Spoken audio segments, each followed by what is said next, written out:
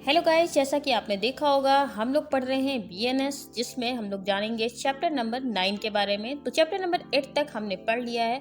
आज हम जानने वाले हैं चैप्टर नंबर 9 का सेक्शन नंबर 172, यानी कि बीएनएस का सेक्शन 172 बात करता है चुनाव में प्रतिरूपण के बारे में। भारतीय न्याय संहिता 2023 की धारा 172, भारतीय दंड संहिता यानी कि आईपीसी की धारा भी 172 ही थी।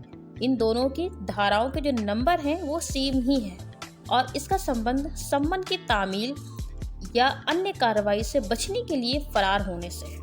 संक्षेप में बीएनएस 172 का प्रावधान करता है कि यदि कोई व्यक्ति जानबूझकर किसी न्यायालय या किसी अन्य प्राधिकारी द्वारा जारी किए गए सम्मन या अन्य कार्रवाई से बचने के लिए फरार हो जाता है तो वह अपराध करता है।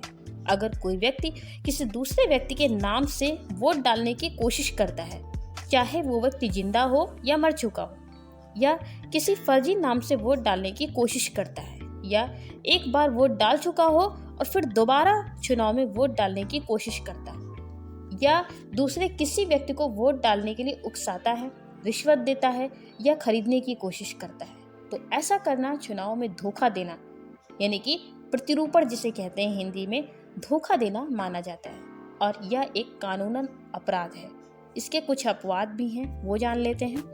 अगर किसी व्यक्ति को कानून के तहत किसी और की तरफ से यानी कि प्रॉक्सी के रूप में वोट डालने की अनुमति मिली हो और वह सिर्फ उसी व्यक्ति के लिए वैध तरीके से वोट डाल रहा हो, तो उस पर यह अपराध लागू नहीं होता है। जैसे ए एक बार वोट डालने जा चुका है लेकिन वह फिर से जाकर दोबारा वोट डालता है, तो यहाँ पर यह अपराध माना जाएगा।